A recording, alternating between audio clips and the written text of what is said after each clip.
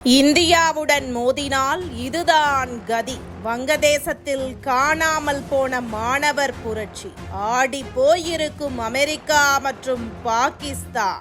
வங்கதேசத்தில் அண்மையில் நடந்து முடிந்த நாடாளுமன்ற தேர்தல் அந்த நாட்டின் அரசியல் வரலாற்றில் ஒரு புதிய அத்தியாயத்தை தொடங்கியுள்ளது. 17 ஆண்டுகால நாடு கடத்தப்பட்ட வாழ்க்கைக்கு பிறகு நாடு திரும்பிய தாரிக் ரஹ்மான் தலைமையிலான பங்களாதேஷ் தேசிய கட்சி 300 இடங்களில் 212க்கும் அதிகமான இடங்களை கைப்பற்றி அமோக வெற்றி பெற்றுள்ளது. இந்த வெற்றியை தொடர்ந்து தாரிக் ரஹ்மான் வங்கதேசத்தின் அடுத்த பிரதமராக பொறுப்பேற்க உள்ளார். மக்களால் தேர்ந்தெடுக்கப்பட்ட ஒரு தலைவர் என்ற அங்கீகாரத்தை தாரிக் ரஹ்மான் பெற்றிருக்கும் நிலையில் இந்தியா இதனை வரவேற்றுள்ளது. ஜனநாயக ரீதியாக தேர்ந்தெடுக்கப்பட்ட ஒரு அரசுடன் இணைந்து செயல்படுவதே இந்தியாவின் முதன்மையான நோக்கம் என்பதால் பிரதமர் நரேந்திர மோடி அவர்கள் தாரிக் ரஹ்மானுக்கு தனது வாழ்த்துக்களை தெரிவித்துள்ளார். இந்த தேர்தலின் முடிவுகள் கடந்த 2024ஆம் ஆண்டு நடந்த மாணவர் புரட்சியை ஒரு புதிய கோணத்தில் பார்க்க வைக்கின்றன.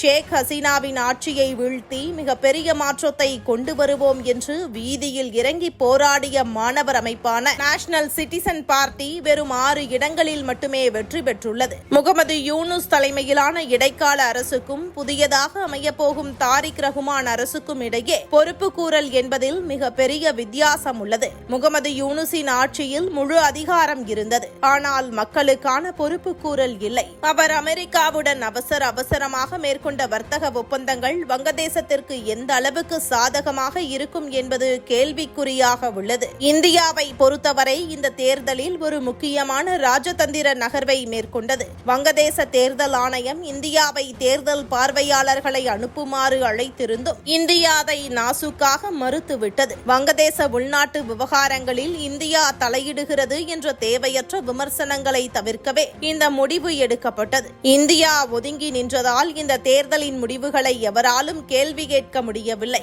இந்தியா, அமெரிக்கா மற்றும் சீனா ஆகிய 3 வல்லரசு நாடுகளும் தாரிக் ரஹ்மானின் வெற்றியை ஏற்றுக்கொண்டு வாழ்த்து தெரிவித்துள்ளன. இது புதிய அரசுக்கு சர்வதேச அளவில் ஒரு பலமான அங்கீகாரத்தை கொடுத்துள்ளது. வங்கதேசத்தில் ஏற்பட்டுள்ள இந்த மாற்றம் பாகிஸ்தானுக்கு ஒரு மிகப்பெரிய பின்னடைவாக கருதப்படுகிறது. முகமது யூனுஸ் ஆட்சியில் இருந்தபோது பாகிஸ்தானின் தூண்டுதலின் பேரில் இந்தியாவுக்கு எதிரான வெறுப்பு பிரச்சாரங்கள் முன்னெடுக்கப்பட்டன. ஆனால் தாரிக் ரஹ்மான் வங்கதேசத்தின் நலன் என்ற கொள்கையை முன்வைப்பதால் அவர் இந்தியாவுடன் இணக்கமான உறவை பேண விரும்புவதாக தெரிகிறது. புதிய பிரதமராக தாரிக் ரஹ்மான் பிப்ரவரி 17ஆம் தேதி பதவியேற்கிறார். இந்த விழாவில் பிரதமர் மோடி பங்கேற்க வேண்டும் என்று வங்கதேசம் அழைப்பு விடுத்தது. இந்நிலையில் தாரிக் ரஹ்மான் பதவியேற்பு விழாவில் இந்தியாவின் சார்பில் லோக்சபா சபாநாயகர் ஓம் பிர்லா கலந்து கொள்கிறார். இதற்கான அறிவிப்பை வெளியுறவு அமைச்சகம் வெளியிட்டுள்ளது. ஏற்கனவே இந்தியா மற்றும் வங்கதேசம் இடையே மறைமுக பேச்சுவார்த்தைகள் மூலம் உறவை இயல்பு நிலைக்கு கொண்டு வரும் முயற்சிகள் தொடங்கிவிட்டன.